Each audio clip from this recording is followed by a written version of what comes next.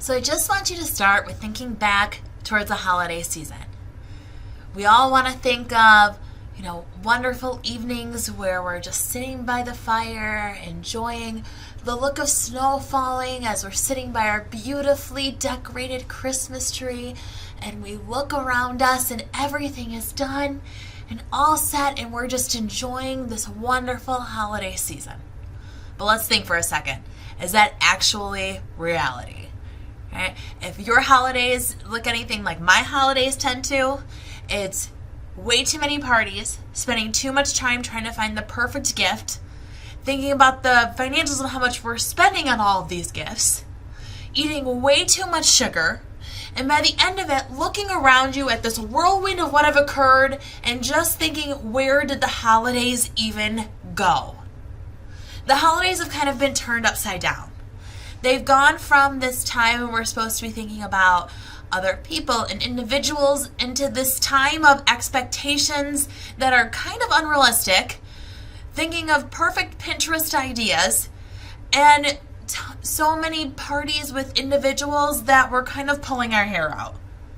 And at the end of it, it leads us into this just stressed out, burned out red zone that we all end up in.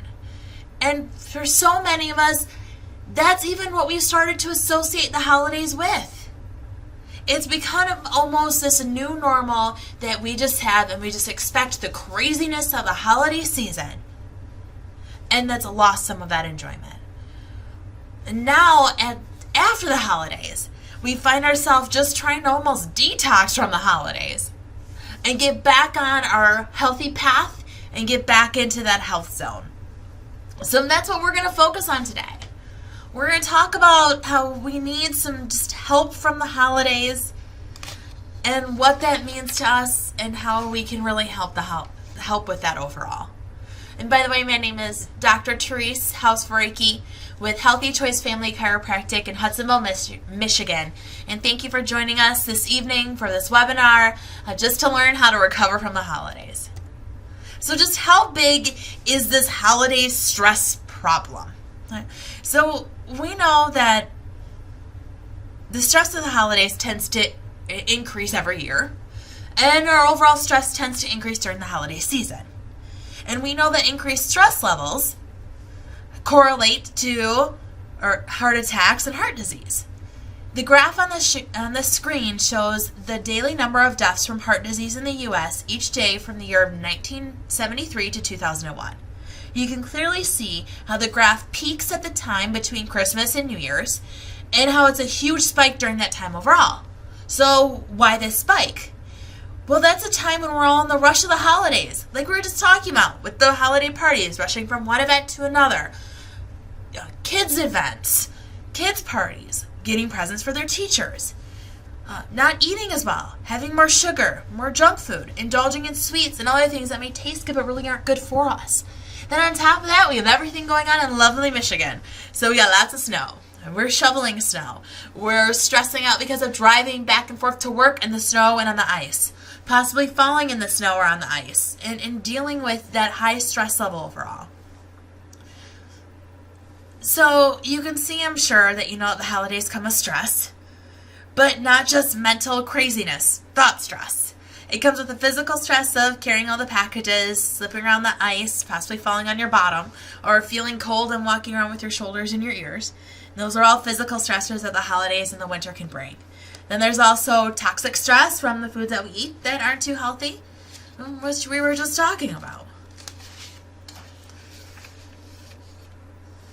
So what we know is that these three types of stress, or what we like to call the 3 T's, are going to be your thoughts or your emotional stress, your traumas or your physical stressors, and toxins. And what we know is that all of these, when they build up over time, can wreak havoc on your system and overall decrease your health. It can even cause something I like to term the holiday hangover. We've all, or at least most of us, have experienced some or all of these things listed on the screen during the holiday season or slightly thereafter. We're more tired, we get sick more, have more headaches, our digestion's off, we've gained weight, we have more anxiety or depression or both, And overall, we're in more pain. So why does this happen? And why does it tend to take so much time to recover from the stress of the holidays? Well, first off, that stress has built up over the last few weeks, if not months, and we've had more stress than our body can successfully adapt to. This causes our overall health to decline. Then even once a stressor has been reduced or removed, like the holidays are over, we must make specific health choices to regain and improve our health overall. So how can you tell if you're holding on to stress from the holidays? Well, if you're experiencing any of these issues listed on the screen, then you're still recovering from the holidays.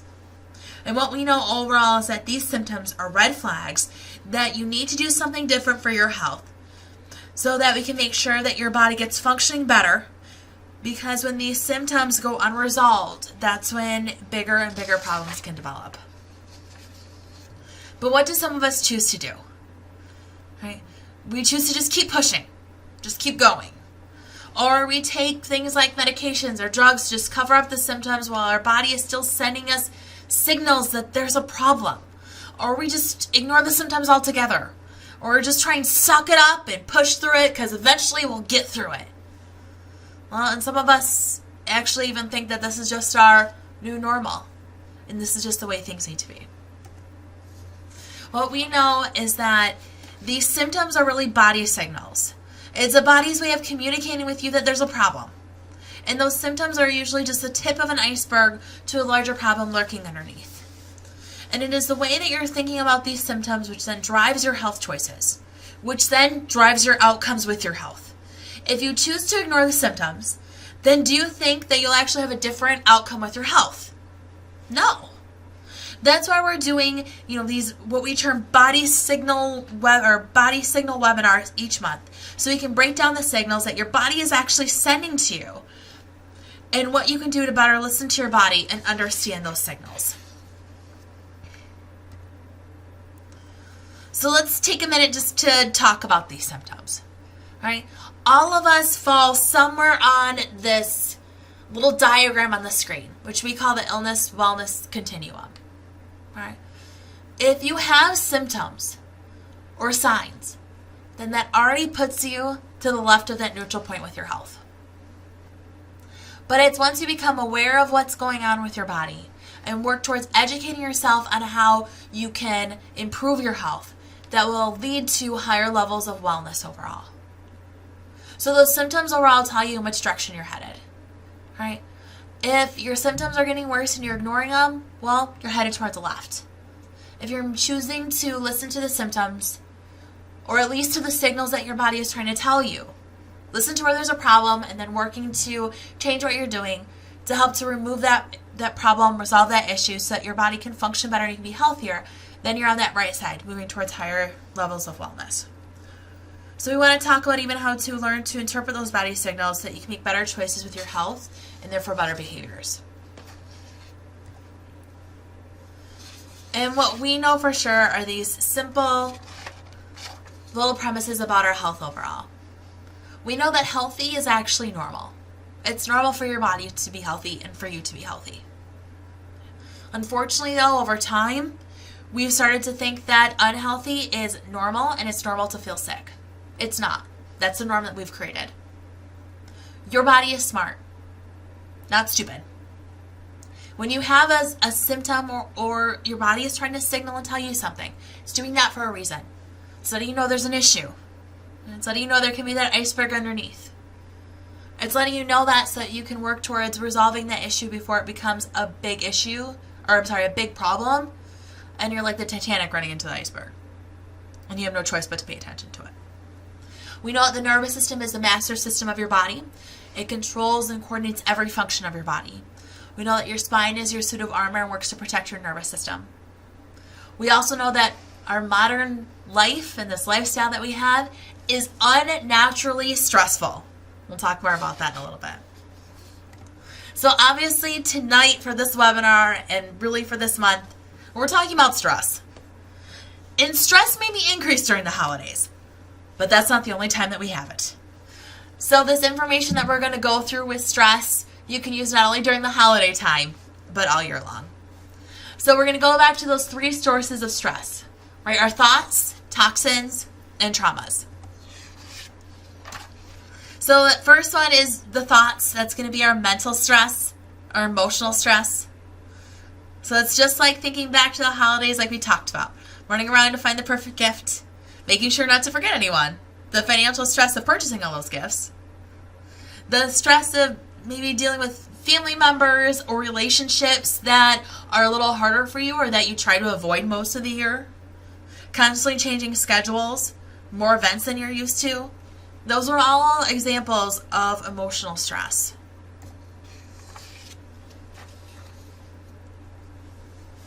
So to dive into this emotional stress, we have to look at how we're hardwired to think and feel. Humans are economists. We're hardwired to protect our four limited resources, which are going to be time, energy, focus, and money. We are programmed to stress about certain things. Like first off, we're programmed to stress about our energy and food, more historically than now. Food used to be hard to find and hard to secure. Well, then that meant that it was hard to secure that energy. But it's not like that anymore, at least for the vast majority of us. Everything has changed. The pace of our life is unnatural. The demands that we have in our life are extraordinary. Modern life is already unnaturally stressful. Then you add the demands of the holiday season overall. The compounding effect on that stress throws us into stress physiology and increased stress hormones, which have a direct and indirect impact on our health and well-being. So we're going to review the overall stress response in our body. So our stress response is governed by the autonomic portion of our nervous system. So it's basically the portion that we never have to think about. This is broken down into our rest and repair, or our parasympathetic portion, versus our sympathetic, which is our stress response, fight and flight portion. So some examples of putting us into our fight or flight, so our stress response overall, would be like if you're watching a scary movie, right? Or you just, check your calendar and you see that you have an appointment in 20 minutes that you completely forgot about and you know you're going to be late. Okay? What tends to happen in those scenarios? Right? Because when we have that stress, whether it's being late for an appointment, a scary movie, or seeing a bear run at us in the woods, our body's going to all respond in the exact same way. Our blood pressure and heart rate will increase, muscles will tighten, we'll feel fear or anxiety increase. This is our body going into a stress response or fight and flight mode. Stressors also trigger a hormonal response to better help our body adapt to that stress. This saves our lives in short term, but it shortens our life in the long run when your body is constantly in this perceived or real stressful situations. Our blood pressure increases with the threat or with stress, whether it's real or perceived. Our heart rate increases with that threat or stress, whether it's real or perceived. So when we talk about real or perceived, that could be like some of those examples. It could be like, a person stopping short in front of us, right? That's a real stressor. We're worried we're going to hit them, right?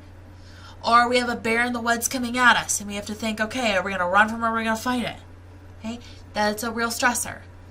But also that can be some of the things that we think about on a constant basis.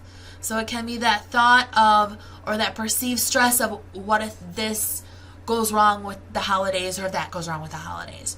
Or what if we have a bad response to a project that we did for work or for school? Those are perceived stressors that we're thinking about that still throw us into that fight or flight mode. Our muscle tone increases with threat, so our muscles get tighter, whether it's real or perceived. Our digestion is upset. It's going to initially speed up, but then it's going to slow down over time. Our reproductive organs, our sex drive is decreased or downregulated. We have decreased serotonin levels, which also be our feel-good chemicals and hormones. Our sensory systems are decreased, and our fear and anxiety increases with threat or with stress. Once again, whether it's real or perceived. Our immune response will decrease. Our immune system will decrease overall in its strength. Insulin sensitivity decreases, which then causes our blood sugar to increase. We get decreased levels of HDL cholesterol, increased LDL, so increased bad, decreased good. And our clotting factors increase in our blood. This all sets up an individual for increased risk of heart disease, diabetes, and even a heart attack. And you can see that right with that statistic. You can see the results of this increased stress and our stress levels remaining high for a prolonged period of time. With those stress levels being higher, especially during the holiday season, you can see how we end up with those higher rates of death from heart disease during that time of the year. This also shows how thought life and mental stress is incredibly significant to our health. So that mental stress, that's going to be some of those perceived stressors. Just showing us even more about how our modern lifestyle is unnaturally stressful. We're not meant and we're designed to be kept in these high levels of stress for prolonged periods of time. And when we're talking about our body overall, what system in our body helps us deal with infections, or the flu, or virus, or cold? Well, it's our immune system. What system helps us deal with food? Our digestive system. What system helps us deal with movement and gravity? Well, our musculoskeletal system, so our bones, our muscles. But what system helps us deal with stress? That's going to be our nervous system. And really, when it comes down to it, how many of us think that our life is stressful? And how many of us feel like our life gets more and more stressful every year? And that next year our life will probably be even more stressful than it is this year. We can all agree that this unwanted stress makes us sick.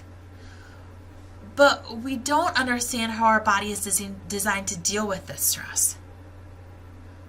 And who thinks it would be a good idea to know how to become more resilient to stress? I mean, I imagine that's why you're sitting here listening to this webinar.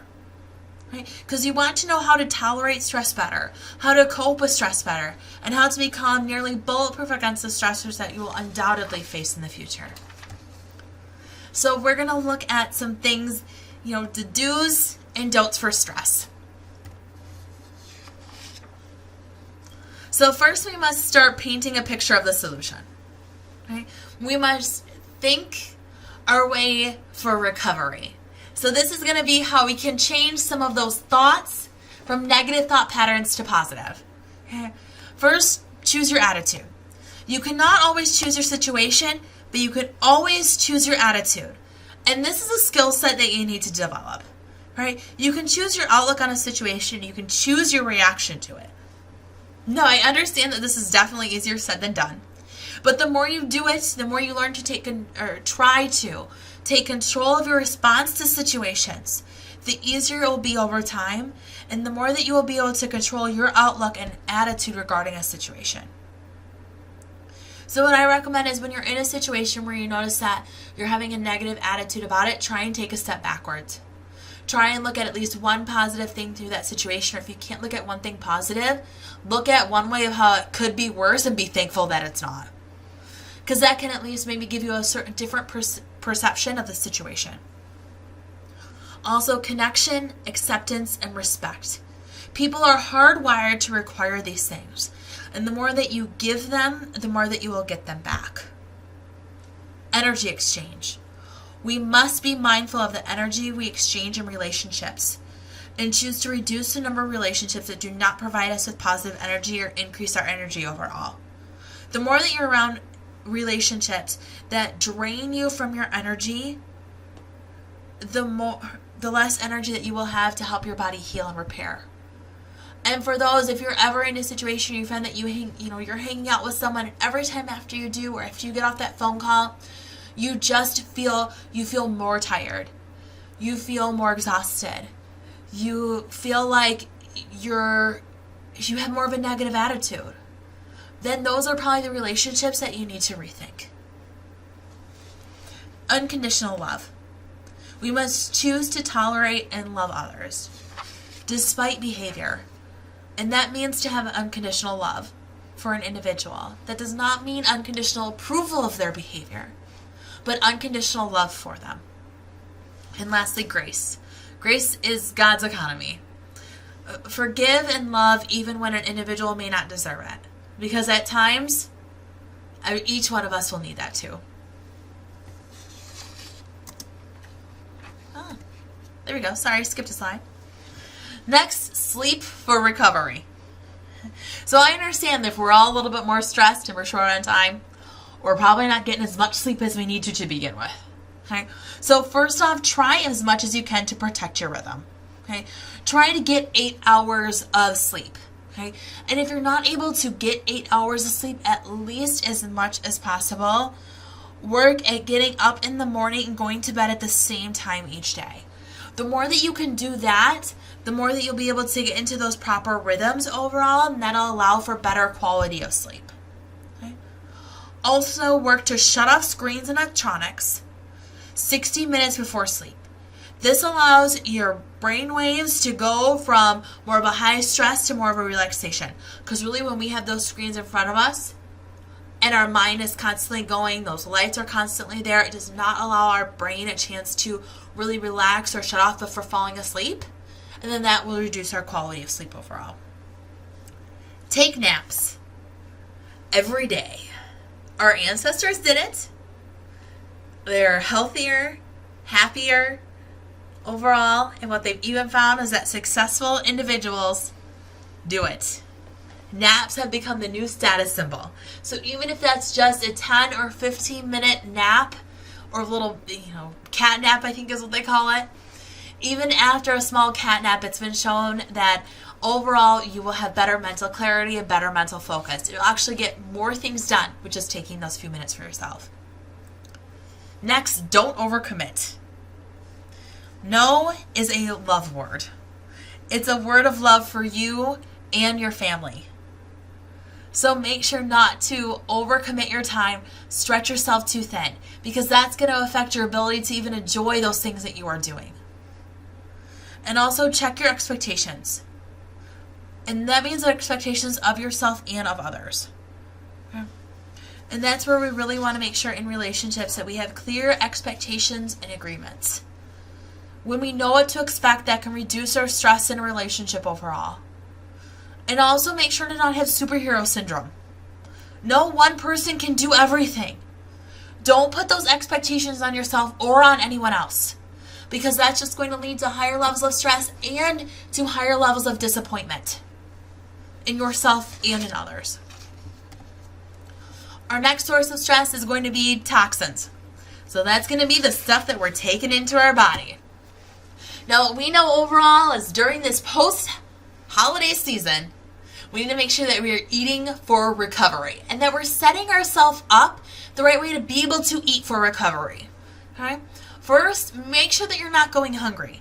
It's when we're really hungry that we tend to make those poor health choices. Where we're running into the gas station to grab a snack because we're so hungry we don't know what to do. Right? Or where those health options just aren't there like they would be somewhere else. Or like if we had brought more snacks with us. Right? Make sure to definitely prepare for that overall.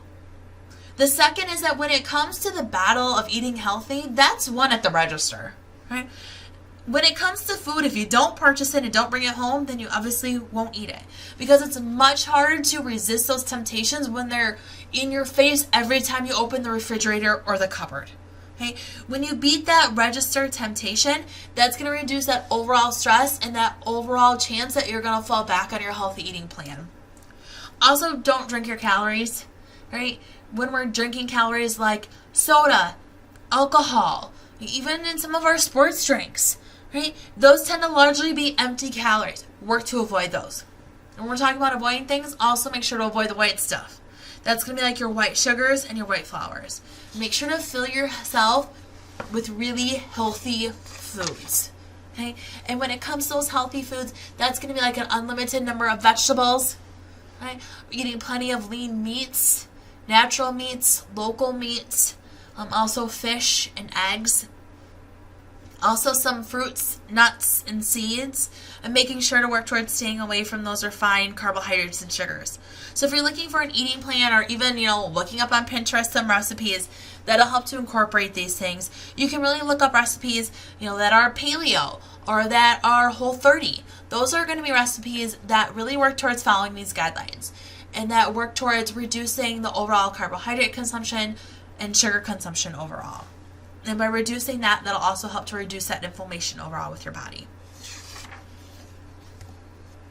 Now let's look at some supplements that can help you recover. Okay, probiotics Those are great overall at balancing out your gut flora, which your gut flora is the good bacteria that lives in our gut. It's that bacteria that helps to make up a portion of our immune system. Also, it's that helps to make up some of our digestive enzymes. So those probiotics are great to take overall. If we've been eating lots of sugary foods, that can throw off the balance of the good and bad bacteria that live in our gut. So that's where those probiotics can help to restore that value overall. Vitamin D, right? We live in Michigan. We're not getting much sun a lot of the time, especially not in the winter, okay? And really we get vitamin D largely from the sun. And even if it's in the summertime or we're wearing a sunscreen, we're still not getting that vitamin D absorption. So really taking a great vitamin D supplement, especially I really take mine all year round, but especially during that winter time, will help just to keep that vitamin D elevated. We need proper vitamin D for our immune system to function properly, for energy levels, skeletal system, for our mood, hormonal levels. We need vitamin D for all of those. Okay. Chlorophyll, we get that from green leafy vegetables. A lot of times you don't eat enough of that. So just taking a chlorophyll supplement can help, and you can a lot of times get those liquid form. If you do like healthy smoothies or shakes, you can throw it into that. And fish oils. Fish oils are a great supplement to take to help to reduce inflammation of our joints and with our body overall. Just you really have to make sure with fish oils though that you're really getting a good clean supplement. A lot of fish oils can be contaminated with heavy metals, with mercury. So you want to make sure that you're really getting a quality fish oil, the one that we carry in our office. We know that that's all that stuff has been filtered out, and it just helps to give your body the right omega-3s to help to reduce any inflammation overall, especially with the joints and with your body. So the next and third source of stress that we are going to look at is traumas. So those are going to be our physical stressors, and those can be big traumas, so macro traumas, or small micro ones. So when we're looking at macro traumas, those are going to be our car accidents, sports injuries, slips, falls, so all that nice stuff. Now these things are obvious physical stressors, right? They often cause pain and avert signals of damage. And these can be serious for sure, but they can also cause something that may not be so obvious. Now to understand this, we need to take a brief anatomy lesson. Now our nervous system is the master system made up of our brain, brainstem, spinal cord, and our nerves. It's the overall communication system for your body, and it works with our innate intelligence, which runs our body, to always work towards keeping our body healthy and healing. Now we know that our nervous system is largely protected by bone. Our skull is a helmet that protects our brain, and the spinal column is a suit of armor that protects your spinal cord. If this stays healthy, then it's going to help to create more optimal communication, right? Which we obviously want proper communication with our nervous system overall and between our brain and the rest of our body. So what happens if that communication breaks down, right? Well, it's the same thing like what if the communication breaks down in a family? Well, the family can be affected in a negative way. Same thing like if it's in a company or a factory, right? Things eventually start to fall apart. So we know if we want to have a healthy body, then we need our nervous system to be functioning well, right? And if we want to have a healthy nervous system, then we need to have a healthy functioning spine. What we know is that macro traumas, so those big injuries that we were just talking about, cause damage to your spine and connective tissues such as ligaments, muscles, and tendons, and the spinal joints overall. We know that the trauma creates nerve system stress and interference with the communication, and how those nerves can communicate with the rest of your body to tell them how to work and function. Changes, then that would be the overall change on the information going from your brain to your body and from your body back up to your brain. This will then interfere with the healthy functioning of your body and with the overall healing of your body. And we know that when we have a joint that's misaligned, right, causing some of that soft tissue damage, so because of the effect on what it has on the muscles, ligaments, that creates inflammation and swelling in the area, irritates those nerves that exit out in between each one of those bones in the spine. And how our body recognizes, obviously, that nerve irritation, those nerves not functioning well, is a big problem. As a result, it's going to cause those muscles to tighten up around that area, because it's basically trying to protect, that problem from getting worse. Okay, that's going to cause further joint fixation overall. Okay, our body recognizes that's more of a problem, and that's going to cause elevated stress hormones. That's what happens when we have any of those subluxations occurring in our spine. And we know that when we have those elevated stress hormones, that's going to cause an overall stress response in our body. Okay. This goes back to that stress response that we were talking about before. Okay.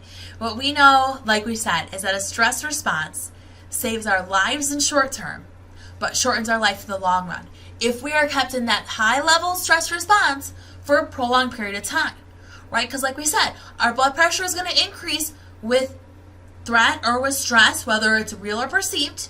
Your heart rate will increase, muscle tone increase, digestion gets upset, okay? Your reproductive organs start to decrease in their overall function. Serotonin levels, so our feel-good chemicals of our brain, start to decrease. We have our sensory systems aren't going to function as well, and our overall levels of fear and anxiety are going to increase with stress. Our immune response will decrease, so we won't be able to handle the onslaught, and our immune system won't be able to fight off bacteria or viral infections, colds, those things as well. Okay? Also, our insulin sensitivity is decreased, blood sugar increases, our good cholesterol decreases, bad cholesterol increases, clotting factors decrease, which then overall sets up an individual once again for diabetes, heart disease, and heart attacks. So we know that subluxation causes nerve irritation and interferes with your body's ability to innately heal and remain healthy, especially since those subluxations can end up leading to that large onslaught of those stress hormones, which then cause all those things that we were just talking about.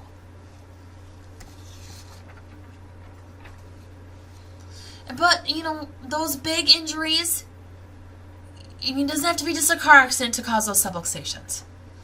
This probably makes you think of us just a few weeks ago, right? Trying to shovel our way out of this huge snowfall that we had. Well, if we're doing some of those same things like twisting one way repetitively, throwing things one way repetitively, doing those same movements over and over again with time, that can end up causing wear and tear on our body and cause some of those small traumas, small injuries, which we term microtraumas. And this happens for all of us, including our kids. How many of us feel like we're spending way too much time, or even that our kids are spending way too much time sitting in front of a screen? Okay. How many of you think that this is probably unhealthy in many ways? Right? Because it is. So let's talk about one very serious way this is causing a problem for you and your family. Let's dive into these microtraumas. Okay? And one way is with sitting. Okay? Sitting has become the new smoking. Okay? We know that overall, experts have found that modern life is increasingly sedentary. We spend way too much time sitting overall. Those same experts tell us that we're spending the majority of our time, waking time, sitting. We average about 8 to 10 hours a day, and that 7 days a week. This is directly related to an increase in obesity, diabetes, heart disease, and statistically a shorter, sicker life. And to make matters worse, we're spending most of this time sitting in front of a screen. Okay? Sitting has become the new smoking. They found that sitting has the same negative effect on your health as literally smoking a pack of cigarettes a day. Okay? Then also screens, they become the new crack. Okay? This is also causing an increased stress on our bodies in this modern lifestyle. They've even done studies showing how we are literally addicted to our phones. Okay? And we all wait to get that ding of getting a new text message or email because that causes feel-good chemicals to run through our system and literally has caused us to be addicted to them. So let's look even more about what all this screen time is doing to our bodies. Have you looked at our posture lately? And maybe not if your posture, maybe what about your kids' posture? Okay? What we know about our posture is our posture to the window to the spine and therefore the window to our nervous system. Okay? Biophysics experts tell us that posture overall can cause a large amount of mechanical stress on your spine. Okay? What we know is that, the further forward your head is, the heavier it's going to feel to your body, which is going to cause the muscles in the upper part of your back to have to work a whole lot harder. They're going to become chronically stressed, chronically strained. Okay? And it's that area of your neck, the upper back and lower part of your neck, that a lot of us tend to feel more of that stress and tightness as the day goes on. It's also the area that does give nerve supply to your heart and lungs. That's why they've also done studies showing that the further forward your head is, leads to decreased life expectancy overall. So how do you know if you have any of these subluxations? Okay. Well, we do multiple different tests to find out and to determine if someone has any subluxations going on. We use different neurological scans or instrumentation to get a peek in how the nervous system is working and functioning. We look at someone's posture as the outside window to what's going on the inside of someone's spine. We feel someone's spine to see what areas are moving, what's not. We can also see on x-ray the overall alignment and positioning of those vertebrae. Okay. When we have an individual coming to our office, we also make sure to talk with them. So listen to their story to see what their health concerns, their symptoms, their conditions are. Basically, listen to the signals that their body is giving them, all to determine what can be the cause of their issue so that we can work to correct the cause, not just treat the symptoms. So we can work to get that individual back to healthy. Because really, how can you work to get your health back if you're not working to figure out what the root of the problem is? So how do you work towards correcting those subluxations? Well, specific chiropractic adjustments work to correct those subluxations. And that can be really a large part of the recovery process. By getting your spine to function better, help your body reduce that overall stress response. We know that by realigning those vertebrae, restoring that normal function to the spine, that can reduce that stress and reduce that interference to the nervous system. Normalize that nervous system input and communication with your body. We know that chiropractic is safe and effective and is now the largest drug-free approach to health in the world. Millions of people get adjusted, and they've actually been doing so for over 100 years. So how do you know if you have those subluxations? Well, really, you have to get your spine checked to be able to know if you have those subluxations. And maybe not if you just have them, but also what about other members of your family and your kids? Because we know that largely those subluxations, start out with just some of those small signals and symptoms like you're fatigued more often, you're having issues with sleeping, or you just kind of feel like your mood isn't there or where it should be. Okay? Those are just some of the ways that we can, that can be one of those little silent ways of your body telling you, hey, there's a problem and we need to do something about it.